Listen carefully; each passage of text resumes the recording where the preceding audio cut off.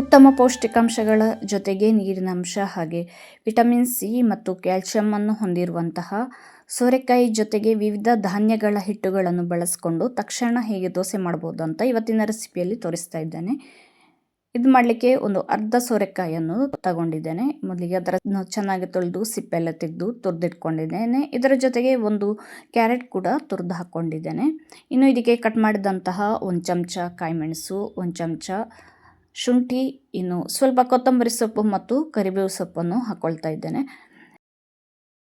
ಇದಕ್ಕೆ 1 ಕಪ್ ಆಗುವಷ್ಟು ಅಕ್ಕಿ ಹಿಟ್ಟು, 1 ಕಪ್ನಷ್ಟು ಜೋಳದ ಹಿಟ್ಟು, 1 ಕಪ್ ಕಡಲೆ ಹಿಟ್ಟು, ಹಾಗೆ ಸ್ವಲ್ಪ ಅರಶಿನ, ಖಾರಕ್ಕೆ ಬೇಕಾದಷ್ಟು 1 ಚಮಚ ಮೆಣಸಿನ ಹುಡಿ, ರುಚಿಗೆ ತಕ್ಕಷ್ಟು ಉಪ್ಪು, 1 ಚಮಚ ಬಿಳಿ ಎಳ್ಳು, 1 ಚಮಚ ಜೀರಿಗೆ ಮತ್ತು 1 ಚಮಚ ಧನಿಯಾ ಪೌಡರ್ ಮತ್ತು 1 ಚಮಚ ಆಗುವಷ್ಟು ಓಂಕಾಳನ್ನು ಹಾಕ್ತಾ ಇದ್ದೇನೆ. ಸ್ವಲ್ಪ ಜಜ್ಜಿ ಹಾಕ್ಕೊಂಡ್ರೆ ಸ್ಮೆಲ್ ಚೆನ್ನಾಗಿ ಬರ್ತದೆ.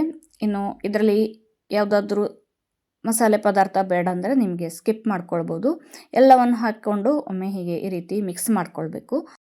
ನಂತರ ಸ್ವಲ್ಪ ಸ್ವಲ್ಪ ನೀರನ್ನೇ ಸೇರಿಸ್ಕೊಂಡು ಹಿಟ್ಟನ್ನು ಕಲಿಸ್ಕೊಳ್ಬೇಕು. ಹಿಟ್ಟು ಕಡಿಮೆ ಅಂತ ಅನ್ನಿಸಿ ಮತ್ತೆ ಪುನಃ ಬೇಕಾದಲ್ಲಿ ಹಿಟ್ಟನ್ನು ಸೇರಿಸ್ಕೊಂಡು ಮಿಕ್ಸ್ ಮಾಡ್ಕೊಳ್ಬೋದು. ನಾನು ಅರ್ಧ ಕಪ್ನಷ್ಟು ಗೋಧಿ ಹಿಟ್ಟನ್ನು ಹಾಕ್ಕೊಂಡಿದ್ದೇನೆ. ಇನ್ನು ಇದಕ್ಕೆ ಇಂತಹದ್ದೇ ಹಿಟ್ಟನ್ನು ಹಾಕಬೇಕು ಅಂತ ಏನಿಲ್ಲ.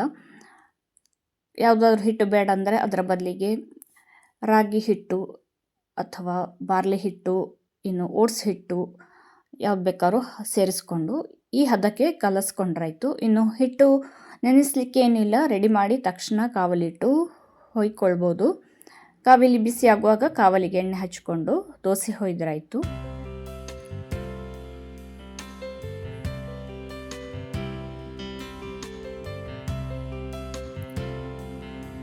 ಇನ್ನು ಇದಕ್ಕೆ ಮೇಲ್ಗಡೆಯಿಂದ 1 ಚಮಚ ತುಪ್ಪ ಹಾಕ್ಕೊಂಡ್ರೆ ಬಹಳ ರುಚಿಯಾಗಿರ್ತದೆ. ತುಪ್ಪ ಹಾಕಿ 1-2 ನಿಮಿಷ ಹಾಗೆ ಬಿಟ್ಟು ನಂತರ ನಿಧಾನವಾಗಿ ತಿರುವಿ ಹಾಕಿ 2 ಸೈಡನ್ನು ಚೆನ್ನಾಗಿ ಕಾಯಿಸಿ ತೆಗಿಬೇಕು.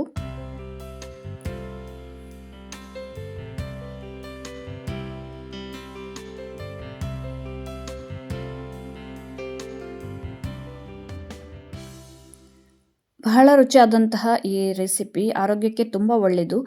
ಇನ್ನು ಸೋರೆಕಾಯಿ ಜೊತೆ ನಾನು ಕ್ಯಾರೆಟ್ ಹಾಕಿದ್ದೇನೆ. ಕ್ಯಾರೆಟ್ ಬೇಡ ಅಂದರೆ ಅದರ ಬದಲು ಪಾಲಕ್ ಸೊಪ್ಪು ಅಥವಾ ಮೆಂತ್ಯ ಸೊಪ್ಪನ್ನು ಸಣ್ಣಕ್ಕೆ ಕಟ್ ಮಾಡಿ ಹಾಕಿ ದೋಸೆ ಹೊಯ್ಕೊಳ್ಬೋದು. ಟೇಸ್ಟ್ ಕೂಡ ಡಿಫ್ರೆಂಟಾಗಿರ್ತದೆ, ಆರೋಗ್ಯಕ್ಕೆ ಕೂಡ ತುಂಬ ಒಳ್ಳೆಯದು.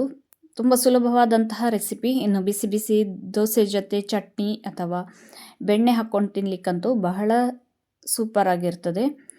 ಸುಲಭವಾದ ಈ ಆರೋಗ್ಯಕರ ರೆಸಿಪಿಯನ್ನು ಟ್ರೈ ಮಾಡಿ. ವಿಡಿಯೋ ನೋಡಿದ್ದಕ್ಕಾಗಿ ಧನ್ಯವಾದಗಳು.